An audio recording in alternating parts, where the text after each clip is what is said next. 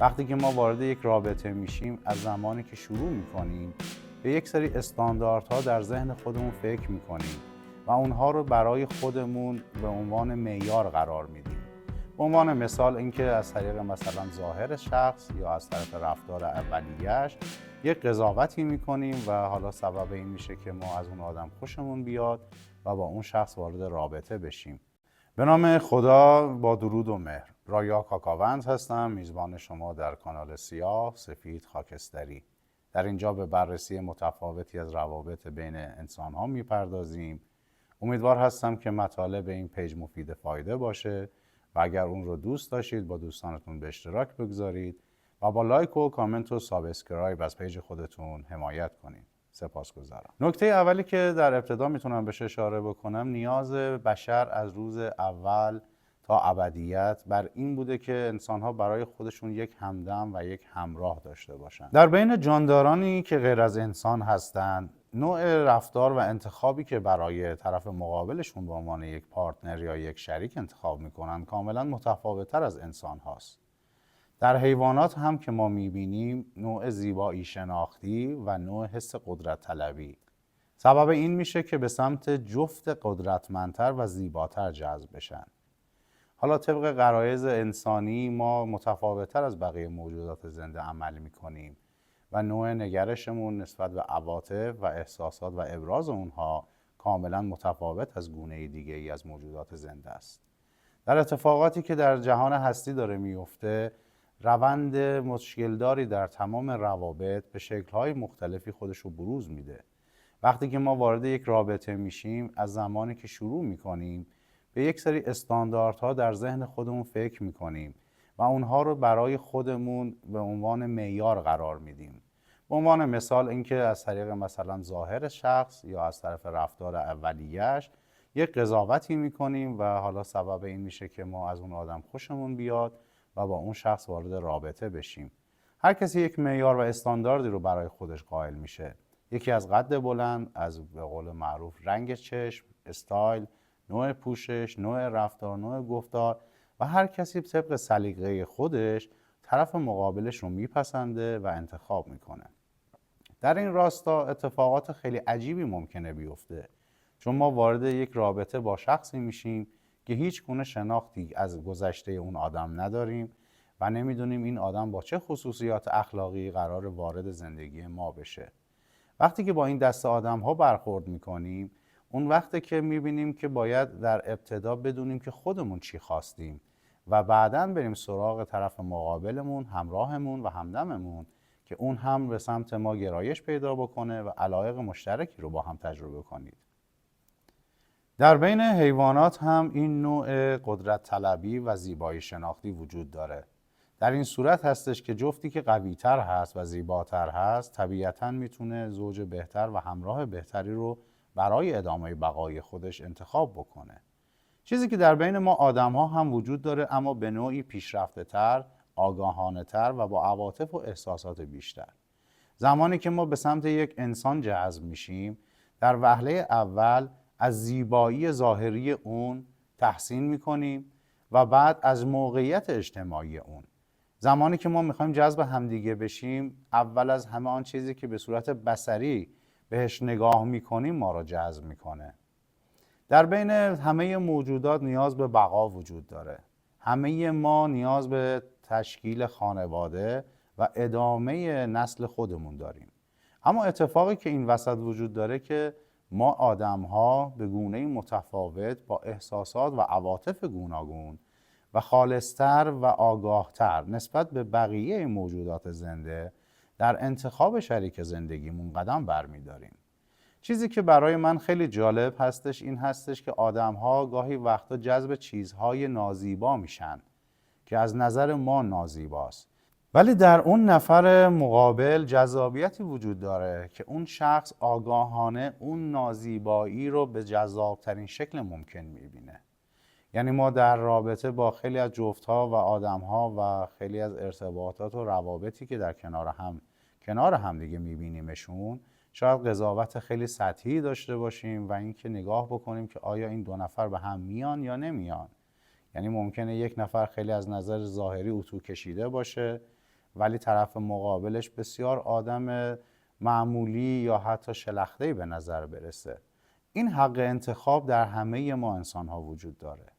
اما از تمام این صحبت ها میخوام به این نقطه برسم که ما در ابتدا باید ببینیم که هدفمون از انتخاب یک انسان و یک شریک و یک همراه و همدم چیه. در وهله اول باید به خواسته های خودمون آگاهی پیدا بکنیم و ببینیم هدفمون رو از آغاز یک رابطه چی میخوایم. ببینیم یک رابطه مستمر میخوایم یا یک رابطه یک شبه. بستگی داره هدف ما از نوع شروع یک رابطه چی هستش. ببینید ما در تمامی اشکال زندگیمون از تنهایی گریزون هستیم و میخوایم وارد یک جریانی بشیم که در اجتماع قرار بگیریم، در روابط قرار بگیریم و آدمی که در کنار ما قرار میگیره نقش حمایتگر ما رو هم داشته باشه. اما از نظر ظواهر امر خیلی وقتها ما آدمهای اشتباهی رو انتخاب میکنیم. یعنی در وهله اول جذب زیبایی و جذابیت اون آدم میشیم و زمانی که رفته رفته اون ارتباط صمیمیتر و نزدیکتر میشه، اون وقت متوجه میشیم که نه، این آدم با استانداردهای ذهنی ما خیلی متفاوته. پس برای اینکه از این تفاوت و از این اختلاف جلوگیری کنید، در ابتدا به ساکن باید ببینیم که خودمون از یک رابطه چی میخوایم و هدفمون از برقراری اون ارتباط چیه. ببینید برای اینکه شما 100 یک رابطه رو داشته باشید، در ابتدا باید چندین 10 رو در وجود خودتون پیدا بکنید و به دست بیارید. هرگز شما نمیتونید از 0 به 100 برسید. شما هم باید یک سری المان‌ها و فاکتورها رو در درون خودتون پیدا بکنید و به دست بیارید تا اون وقت در رابطه مشترکتون 100 طرف مقابلتون رو داشته باشید. حالا میایید بر اساس نیازهایی که در درون خودتون وجود داشته و اون خواستگاه‌هایی که در آینده برای خودتون در نظر گرفتید وارد یک رابطه میشید و میبینید که نقطه نظرات بسیار مشترکی با هم ندارید و از همدیگه از نظر ذهنی و عاطفی خیلی دور هستید. این اتفاق به شما این آلارم رو میده که از این رابطه بلافاصله خودتون رو خارج بکنید. چیزی که در همه جا در همه رابطه ها وجود داره این امکان هستش که هر لحظه که شما نخواستید از اون رابطه خارج بشید و خودتون رو به آرامش برسونید. و در ادامه موضوعی که دارم خدمتتون عرض میکنم، حالا هم از نظر یک آقا و هم از نظر یک خانوم، من نوع خواستگاه ها رو خدمتتون عرض میکنم که ببینید که نوع نگاه های متفاوتی که هر آدمی از طرف مقابلش داره چیه. معمولا از جانب خانوم ها عرض میکنم، معمولا این هیچ چیزی مطلق نیست و حالا به یه نسبیتی ما داریم یک مثالی میزنیم. طبیعتا خانم ها درسته علاوه بر این که امروزه دختران سرزمین من آدم های مستقلی هستن و خودشون تحصیل کرده هستن، شاغل هستن، درآمد دارن و اون استقلال مالی و اجتماعی خودشون رو دارن، اما همیشه به دنبال یک حامی قدرتمندتر میگردن. یعنی دوست دارن وارد رابطه‌ای بشن که از نظر علاوه بر احساسی، از نظر اجتماعی، از نظر اقتصادی و از نظر خیلی فاکتورهای دیگه اونها رو بتونه حمایت بکنه. از نوع نگاه آقایون هم خب طبیعتاً دنبال زیبایی بیشتر میگردن و این زیبایی حالا هر کسی به سلیقه خودش استانداردهای متفاوتی داره، ولی همه ما انسان‌ها جذب زیبایی میشیم. این کاملا یک امر طبیعیه. زمانی که خب یک آقا در انتخاب یک خانم پیش قدم میشه، در نهایت اون خانم هستش که انتخاب میکنه. چون ببینین در جامعه‌ای که ما رشد کردیم قاعده بر این هستش که آقایون پیشنهاد میدن، خانم ها میپذیرن. ممکنه یک خانم در طی روز یا در طی ماه و سال هزاران پیشنهاد داشته باشه، اما در نهایت اون هستش که یکی از این هزاران رو انتخاب میکنه. ولی برای آقایون این قضیه بسیار محدوده، یعنی کمتر موقعیتی پیش میاد که از طرف یک خانم دعوت بشه و ابراز احساساتی دریافت بکنه. برای اینکه ما در این شرایط بتونیم انتخاب بهتری داشته باشیم، باید توجه بکنیم که هر کدوم از ما استانداردهای ذهنی خودمون رو باید به کناری بگذاریم، چون داریم وارد یک ارتباط با یک انسان ناشناخته میشیم. یعنی از هیچ گونه سلایق، ادبیات، تربیت، شخصیت و هیچ چیز اون آدم آگاه نیستیم. خب برای اینکه بتونیم یک رابطه منسجم رو شروع بکنیم، باید حواسمون به این باشه که گاهی از خواسته های خودمون عقب نشینی بکنیم و به خواسته های طرف مقابلمون نزدیک بشیم. نه در حدی که تمام شخصیت خودمون رو از بین ببریم یا بشیم یک انسان مطیع و برده. خیلی از روابط زمانی که آدم‌ها وارد یک رابطه جدید میشن، سعی میکنن که خوب خودشون و در حقیقت بست خودشون رو ارائه بدن. یعنی میخوان بهترین اون خصوصیاتی که دارن رو به نمایش بگذارن و گاهی وقتا این اشتباه به وجود میاد برای طرف مقابل که شما همینید.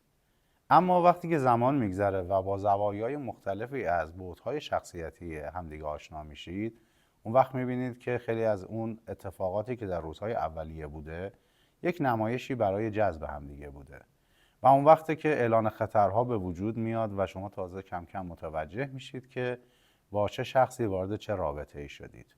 اما از اونجایی که درگیر روابط احساسی میشید و طی یک مدت حتی کوتاه اون علاقه و اون عشق در وجود شما شکل میگیره، اون وقت زمانی میشه که خیلی وقتا اون اعلانهای خطر رو دیگه در نظر نمیگیرید و همچنین در اون رابطه ادامه میدید و ممکنه این خطرات بسیار زیادی رو برای شما به همراه داشته باشه. تفاوت نمیکنه چه خانوم باشید چه آقا. این رد فلگ ها در حقیقت برای همه انسان ها هست. ولی از اونجایی که دیگه انسان احساس میکنه که عاشق شده، خیلی وقتا پذیرش این که منطق رو برای عقلانیت به کار ببره رو کنار میگذاره و با احساساتش جلو میره و این کاملا نقطه اشتباهیه که همه ما حداقل یک بار تجربهش کردیم. خب اون وقته که ما به خودمون نگاه میکنیم و میبینیم از اون چیزی که میخواستیم بسیار فاصله گرفتیم، نه تنها یک انتخاب خوب و درست نداشتیم، بلکه وارد یک رابطه بسیار مسموم شدیم و این همچنان برای اینکه اون احساس درگیر هست سعی میکنیم که ادامه بدیم و این ادامه دادن بزرگترین خطره. زمانی که میبینیم که من عاشق شدم، مدتی از این رابطه گذشته و خب دیگه شهامت این رو پیدا نمیکنید که خودتون رو از این رابطه بیرون بکشید. این اتفاق زمانی میفته که اتفاقات بسیار بدی در درون شما شکل میگیره. حس ناامنی، حس دوست نداشته شدن، حس عدم اعتماد، عدم اطمینان و خیلی چیزهای دیگه. خب نمیشه گفتش که از هر رابطه انسان میتونه سریع خارج بشه و یا اینکه احساساتش رو از سر راه آورده و میتونه هر روز وارد یک رابطه جدید بشه و تجربیات جدیدی داشته باشه. ما باید یا خودمون تجربه بکنیم یا از تجربه دیگران استفاده بکنید. مطالبی که خدمتتون عرض میکنم همون تجربیات دیگرانه. یعنی چیزی هستش که اکثر ما حالا چه در زندگی شخصی خودم و یا اطرافیانم اونها رو دیدم و امروز دارم با شما به اشتراک میگذارم تا اینکه بتونیم جلوگیری کنیم از آسیب‌های بیشتر. این زمانیه که همه ما وارد اون رابطه سمی شدیم، خطرات رو درک کردیم، ولی خب شهامت خروج از اون رو نداریم. خب باید چیکار بکنیم؟ باید خودتون توجه داشته باشید که چجوری میتونید خودتون رو از این بند رها کنید. این به معنای بی‌بند و باری نیست. از اینکه یک رابطه خارج بشید و وارد یک رابطه دیگه بشید، هیچ اتفاقی نیستش که شما رو بخواد منع بکنه و شما رو در اون رابطه مسموم نگه داره. همه ما انسان‌ها آزاد به دنیا اومدیم و حق انتخاب داریم و باید آزادانه هم زندگی کنیم. وقتی که میبینید یک رابطه دچار مشکل میشه، باید نهایت تلاشتون رو بکنید که اول از همه از نظر احساسی و عاطفی خودتون رو از طرف مقابل جدا بکنید. اون وقتی که خیلی از حقایق براتون آشکار میشه. چون از قدیم گفتن که عشق کوره و کسی که عاشق میشه عیوب طرف مقابلش رو دیگه نمیبینه. ولی زمانی که از نظر عاطفی خودتون رو جدا بکنید، اون وقت کم کم چشمانتون باز میشه و میتونید اون اتفاقات وحشتناکی که داره اتفاق میفته رو به راحتی و آسونی ببینید. وقتی که این اتفاق میفته، شما یک انسانی میشید که احساس سرخوردگی میکنید، ولی اصلاً از این موضوع نترسید. عواقب بودن در یک رابطه اشتباه به مراتب خطرات و آسیب‌های بیشتری به شما میزنه تا جدا شدن از اون رابطه. وقتی که از اون رابطه رهایی پیدا بکنید، اون وقت زمان این هستش که دوباره ذهن خودتون رو جمع‌بندی بکنید و به این نتیجه برسید که من یک انتخاب اشتباه کردم، اما یک انسان با تجربه تر شدم.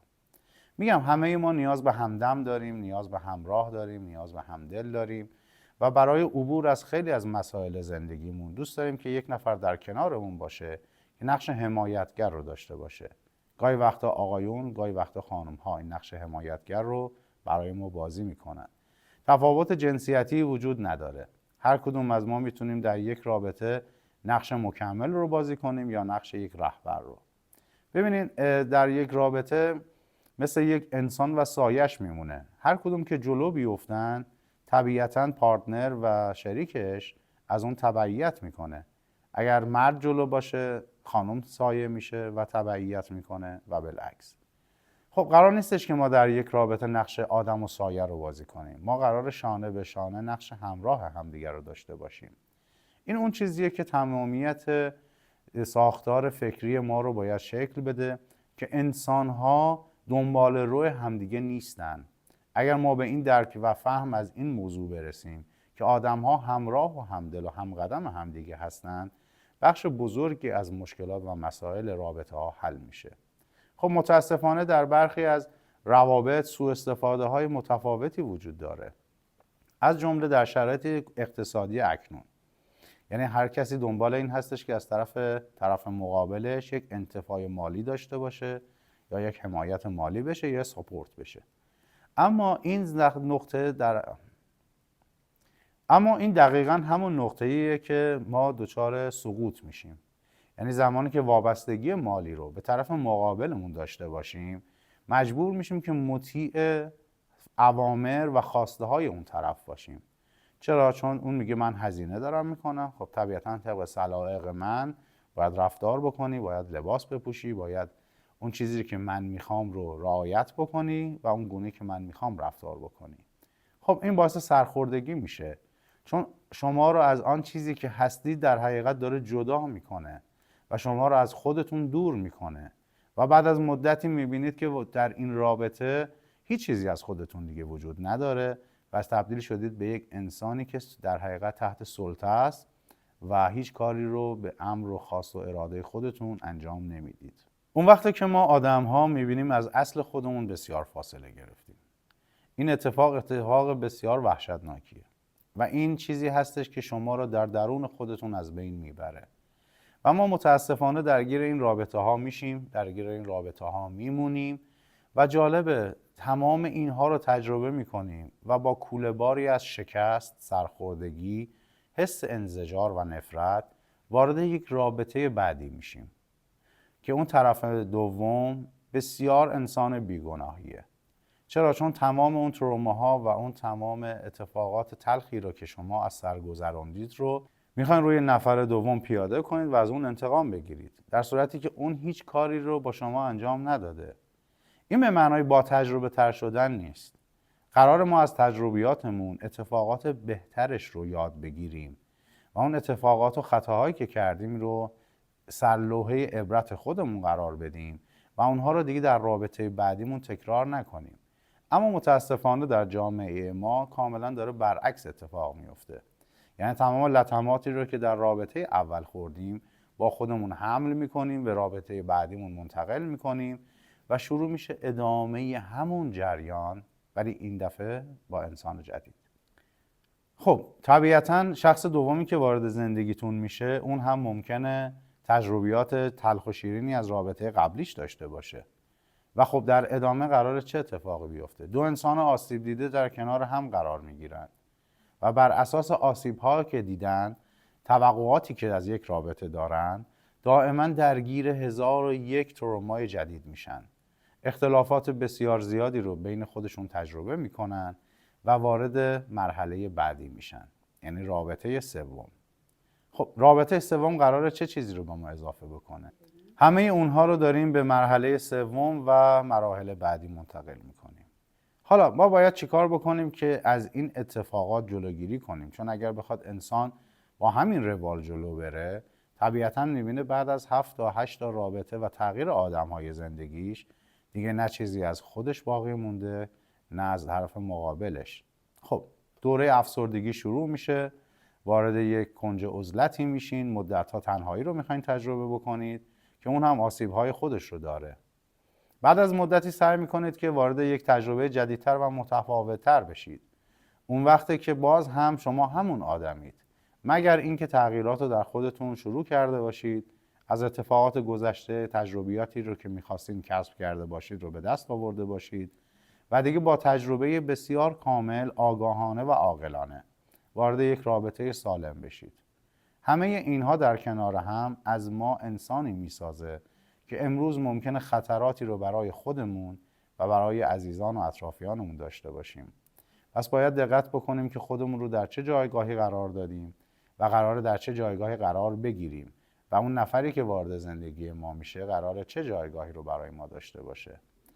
اگر قرار ما از همدیگه سوء استفاده بکنیم و صرفاً آدم‌ها رو یا بر اساس ظواهرشون یا موقعیت یا قدرتی که دارن انتخاب بکنیم و بعدش متوجه بشیم که از اون چیزی که استانداردهای ذهنی ما بوده این آدم بسیار دوره، اون وقته که یا مجبور به ادامه هستید با تمام اون خطراتی که خدمتتون عرض کردم، یا اینکه بخواید شما هم یک ساختار جدیدی رو به وجود بیارید که طبیعتاً طرف مقابلتون با توجه به امتیازاتی که در اختیار شما قرار میده پذیرای این اتفاق نخواهد بود. یک نفر میاد از زیبایی خودش برای شما هزینه میکنه، از موقعیت اجتماعی خودش هزینه میکنه، یک نفر از نظر اقتصادی حمایت میکنه و هر کسی بر اساس آن چیزی که داره خواستگاه‌های متفاوتی رو هم طلب میکنه. پس باید یادمون باشه که داریم با چه جور آدم‌هایی وارد چه روابطی میشیم و دقت بکنیم که در ابتدای هر رابطه همه ما سعی میکنیم که بهترین خودمون رو ارائه بدیم، در صورتی که ممکنه همه ما در پس ذهنمون شخصیت‌های دوگانه‌ای داشته باشیم، آسیب‌های زیادی رو تجربه کرده باشیم، خدای نکرده درگیر عقده‌های حقارت باشیم، عقده‌های شخصیتی و اجتماعی و اقتصادی داشته باشیم و بخوایم همه اینها رو در جا از یک نفر مطالبه بکنیم. اون شخص هم ممکنه توان ارائه این خدمات رو به شما نداشته باشه. پس باید بدونیم که هدفمون از اینکه یک نفر رو به عنوان همراه، همدل، پارتنر، شریک زندگی انتخاب میکنیم در وهله اول چی هست؟ لیستی برای خودتون مشخص بکنید و بنویسید خواسته هاتون چیه. اما قبل از اینکه این لیست رو تهیه بکنید در ابتدا باید خودتون رو ارزیابی بکنید. یک معیاری رو برای خودتون بسنجید و یک لیست رو هم برای خودتون تهیه کنید که چه هستید، که هستید، چه توانایی هایی دارید، چه قابلیت ها و چه ویژگی هایی دارید و بر اساس آن چیزی که دارید مطالبه گر باشید. ببینید من توی شبکه‌های اجتماعی متفاوتی چیزهای مختلفی رو گوش میدم و میبینم که آدم‌ها میان سطح توقع بسیار بالایی رو ارائه میدن در صورتی که خودشون خیلی چیز خاصی رو در درونشون نیست. یعنی تمام اون عقده‌های حقارت رو متاسفانه میخوان در طرف مقابل پیدا بکنن و به دست بیارن. خب اگر ما یک چیزی رو به عنوان یک امتیاز میخوایم به دست بیاریم، طبیعتاً یا باید خودمون هم یک چیزی رو داشته باشیم و یا اینکه تلاش بکنیم برای اینکه خودمون رو ارتقا بدیم. هیچ چیزی بدون زحمت به دست نمیاد. در پست های بعدی مطمئناً راجع به این موضوع خیلی بیشتر باتون صحبت خواهم کرد. امیدوار هستم که مطالب مورد توجهتون قرار گرفته باشه، مفید فایده باشه و شما رو به خداوند بزرگ و مهربان میسپارم. شاد و پاینده و پیروز باشید.